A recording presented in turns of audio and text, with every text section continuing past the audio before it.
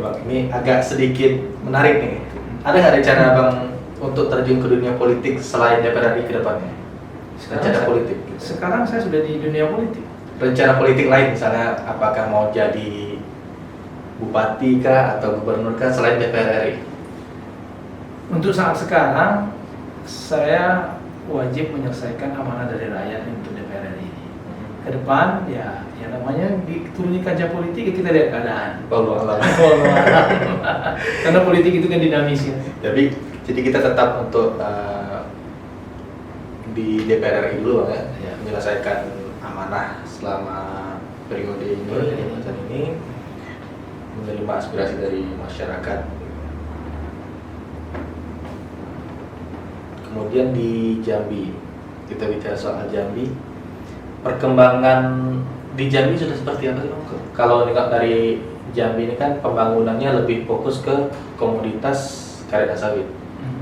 Apa yang bisa dibangun oleh masyarakat Jambi untuk meningkatkan perekonomian di Jambi? Kalau saya kebetulan di Komisi 11 itu salah satu mitranya Bank Indonesia. Bank Indonesia itu ada PSBI. PSBI itu program sosial Bank Indonesia. Salah satu programnya itu adalah mendorong ekonomi kreatif. Nah, saya sebagai anggota DPR RI mengawasi supaya itu memang dana PSBI itu menyentuh kepada masyarakat UMKM sehingga multiplier efeknya terhadap perekonomian Jambi khususnya akan lebih baik. Jadi kita mendorong itu, saya mendorong dari UMKM karena dia ini padat karya. Jadi kita bisa menyerap tenaga kerja lebih banyak, kita bisa memasarkan dulu secara lokal ya, bisa-bisa kemungkinan kita dorong lagi ke nasional, ke orientasinya ke ekspor. Itu saya selalu turun, setiap program PSBI itu saya selalu turun, saya pantau langsung. Mimpi saya UMKM di Jambi ini bisa lebih kuat, jadi bisa mencetak setiap minimal per 6 bulan ada new entrepreneur setiap per 6 bulan. Jadi kita bisa melihat, kemarin saya sudah bicara sama kepala program BI bahwa setiap PSBI itu direviewnya itu manfaatnya terhadap tenaga kerja, kemudian multiplier efek terhadap perekonomian. Semua kita review, sehingga kita lihat dengan PSBI ini multiplier efeknya bagaimana. Itu yang harus kita hitung. Nah kemudian nanti setelah pilkada mungkin saya mau ajak Pak Gubernur, mungkin melalui siapapun yang terpilih menjadi gubernur, kita bersama-sama ini arah pembangunan Jambi ini bagaimana. Supaya kita dari DPR dari Senayan ini bisa sumbangsi terhadap daerah ini. Jadi kami ini bermanfaat untuk daerah. Jadi Abang bicara soal UMKM. Menurut Abang UMKM di Jambi sudah seberapa berkembang?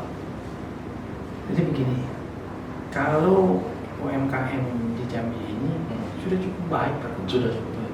Tinggal kita dorong bagaimana lebih baik lagi.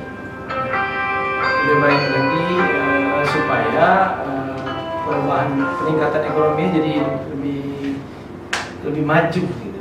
Kalau dulu misalkan jalannya 5 km per jam, ini bisa 20 km per jam lah, kira-kira gitu. Karena kalau kita lihat UMKM itu serba kekurangan, dari segi modal kekurangan, dari segi teknologi bisa kekurangan, dari segi pemasaran kekurangan. Maka kemarin waktu periode 2 bulan setelah saya dilantik, saya minta BI mengumpulkan seluruh UMKM binaan BI itu, supaya dia UMKM itu mau memaparkan apa sih yang dibutuhkan oleh mereka. Mungkin dari segi packagingnya, mungkin dari segi sertifikat halal, keluhannya apa. Sehingga kebijakan yang dibikin oleh PSBI, kemudian pemerintah mendorong perkembangan ini, bukan malah memperlambat ini, mendorong ini. Apa mau kedua?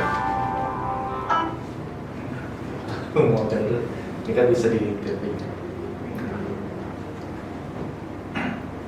Kita bicara soal perbankan, keuangan perbankan.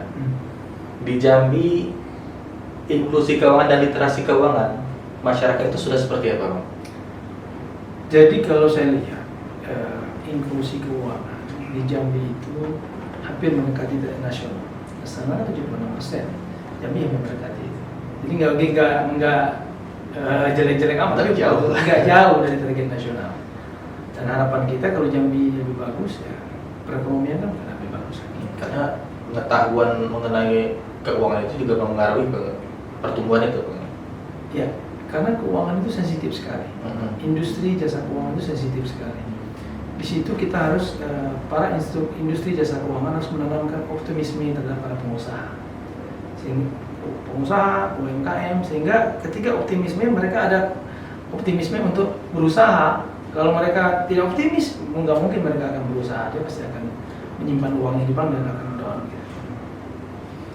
Apa kira-kira yang bisa menjadi masukan apa untuk meningkatkan